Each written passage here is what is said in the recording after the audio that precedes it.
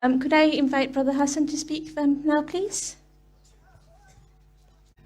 Assalamu alaikum, and thank you for inviting me for this as well.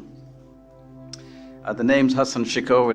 Now, I'm not going to have much of a different story in terms of, frankly, I'm going to use the word, the intense pain sometimes there is when you are looking after an extremely special needs person. So I'm going to tell you a story within a story and then come to a reality.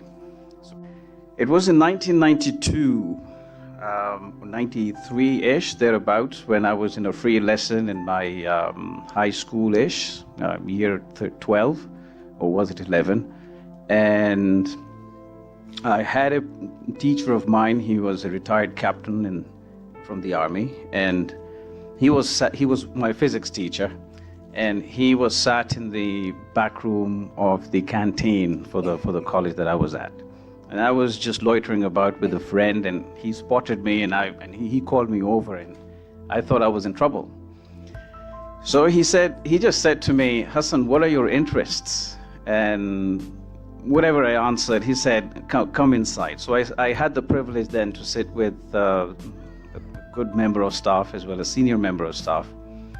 And he said to me, long story short, he said, "Do you have interest in literature?" I said, "Yes." I said, how did you pick that up? He said, "It's because I know you write for newspapers," because I'd started writing for newspapers when I was 18 or 19 years old.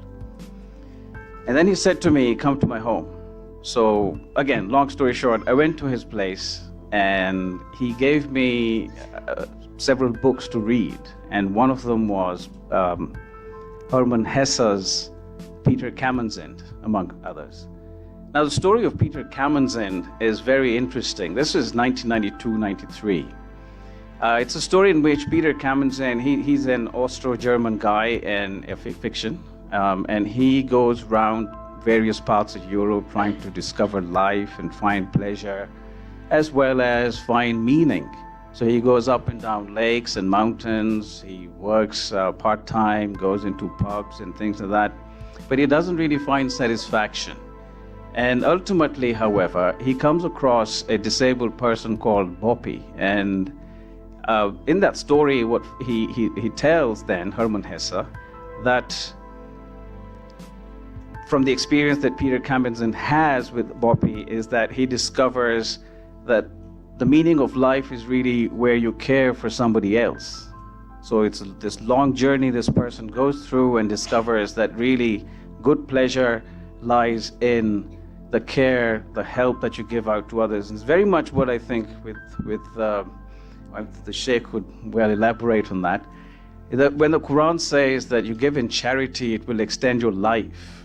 If we look at it, it's because when we help others, we care for other people, we probably release some, scientifically speaking, we tend to release some hormones or some such things that tend to make us rejuvenated from within, and that extends our life. So I think that's what Hermann Hesse, by way of his fictitious story, told me in that. So now this ended, I moved out of that city, we transferred somewhere else.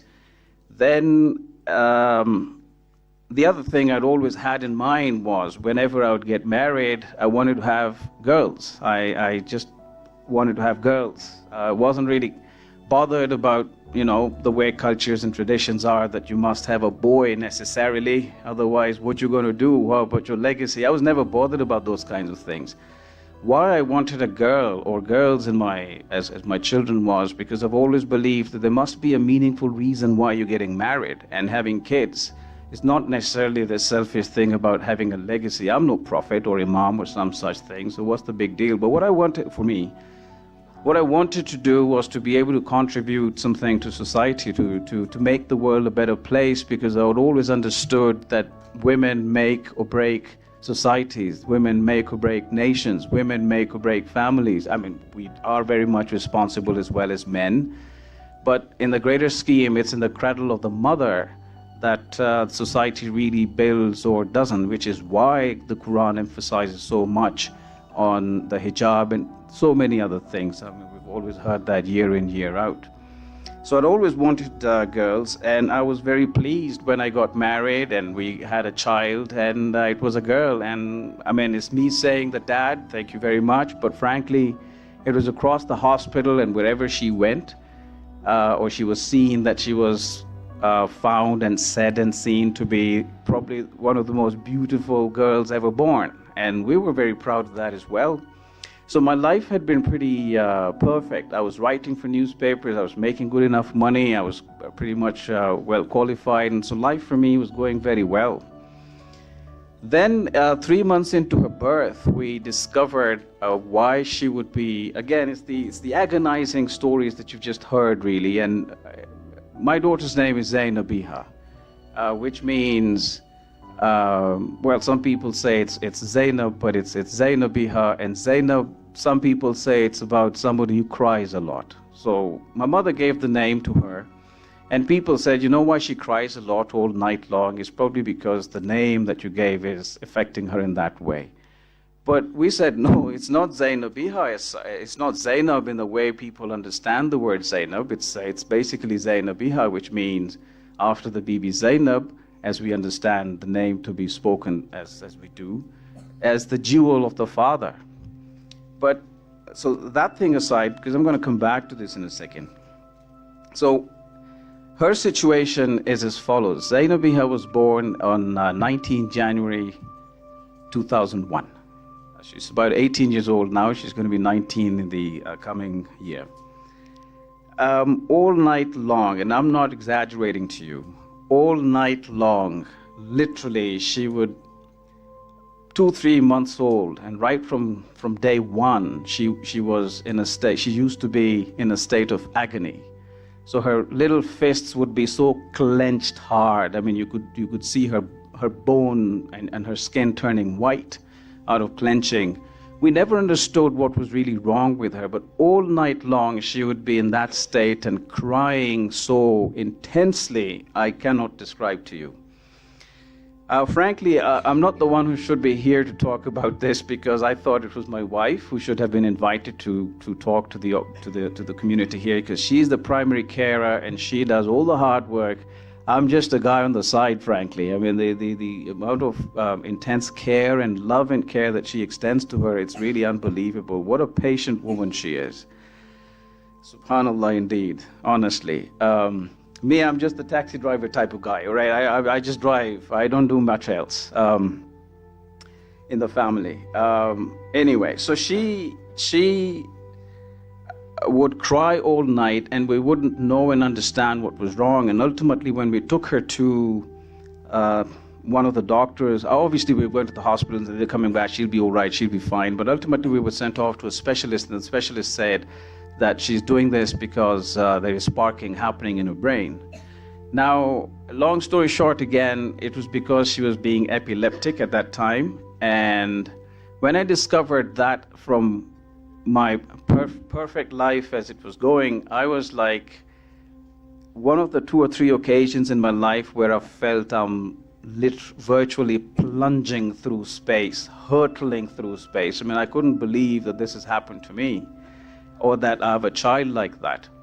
So that night when the doctor told us that she is going to remain like this, and she probably has got cerebral palsy, which means paralysis of the brain, that night I still remember the name of the medicine. It's called Epival. So this was night, 11, 12 o'clock at night, and I said, I'm going to find this medicine and I'm going to make sure she starts getting it straight away, and it's going to cure her. So I searched around town that night. All shops were closed, pharmacies were closed, but ultimately I did find one very far away from home, because I kept driving until I could find that particular medicine. And ultimately, we gave it to her, and then we took her to the hospitals as well for further checkups, MRIs, etc. So then this is what they came up with, and it was that she has cerebral palsy, which is, just like I've said, is paralysis of the brain. She's got cortical blindness. She cannot speak, she cannot talk, she cannot sit, she cannot walk. She's got scoliosis, which is lateral curvature of the spine. She's got spastic quadriplegia. So she's in a super state, as she is, and she's got a 6 sinus node syndrome as well. So there is a problem with the heart. So recently, in fact, as recently as Friday, she had a surgery for her pacemaker again, and she was discharged from the hospital last night. Again, I cannot describe the amount of tough times we've gone through. But in the early days, when this happened, when we realized what's wrong, I used to think a lot about how could this happen to me, because I'm going to be honest with you, I've never, candid with you, I'm being honest, I'm just going to be candid with you. I never laughed at anybody's misery, ever in my life. And I used to think, how can this have happened to me? What did I do to deserve this? So it was into about 7-8 months where I was quietly forbearing this pain in myself. And bear in mind now, I'd always wanted to have daughters because I wanted to make a difference in the world, because women make societies and nations, and I wanted them, through my little means, to be able to contribute to the world. So I kind of not broke down, but I just broke my shell, and I went up to my father and I said to him, you know, I've never laughed at anybody, even when they've fallen, even in school, I wouldn't laugh at people's misery or if they hurt themselves. So for me, this is what I wanted as well. I mean, I wanted to be able to contribute to the world. He just took a few seconds and he cupped my face in his very warm hands, and he says to me, "Beta, son, your dreams come true. Don't you see?" And it's like, what are you talking about? Because I was in a state of such agony, I just couldn't think anymore. This was 7-8 months into a birth. And he cups my hand and says, "Son, your dreams come true." And I was like, how has it come true? And he said, "Don't you see?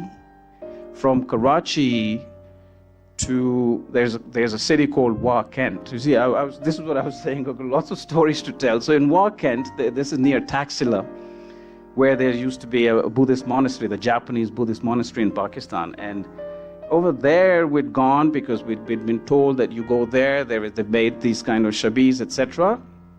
And if you pray there, your prayers will be answered. So we were leaving no stone unturned in the business of trying to get a cure or find some spiritual, medical, herbal, traditional, Greek, whatever kind of medicine or means is possible we could find.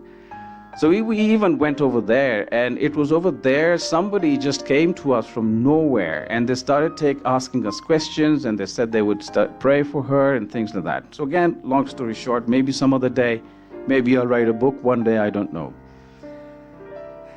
So my dad says to me, "Don't you see, from Karachi to Wa Kent or Taxila, this is near Islamabad or Rawalpindi," and he says, "people are praying for her.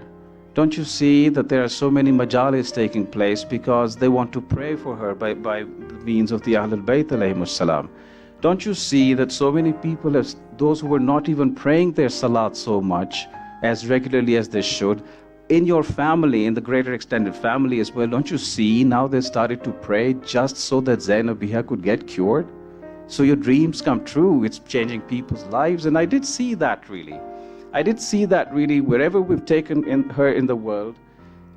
We've seen the best in people come out when they want to help her. From literally nowhere have people come out to assist us. I mean, leave alone the airports. But in other places, other situations, not even hospitals, just on the street. And that's when I saw the kind of effect she has, how she's even creating employment for so many people because of her situation, in the state that she is. So then I remembered the Boppy story, the Peter Kamenzen story, and then I also realized her namesake, Zayn Abiha. When Bibi Zainab Salamun Alaiha saw and did and whatever happened during and after the Karbala situation event, what did she say to Yazid? "Ma ra'aytu illa jamila." So how can I ever complain or be sad that I've got a child like this? What beauty do I see? And I mean, like Mahdiya and Mustafa has just said themselves as well. I mean, yeah, in the initial stages, it's a bit of it's quite a great shock. But then you realize, wait a second, there's nothing but beauty in Allah's plan, and it all works out for you. So that's what I wanted to share with you. Anybody who thinks or feels sad, bad, relax. It's all good. It's all good. I mean, always remember Surah Rahman. فَبِأَيِّ آلَاءِ رَبِّكُمَا تُكَذِّبَانِ. Thank you very much.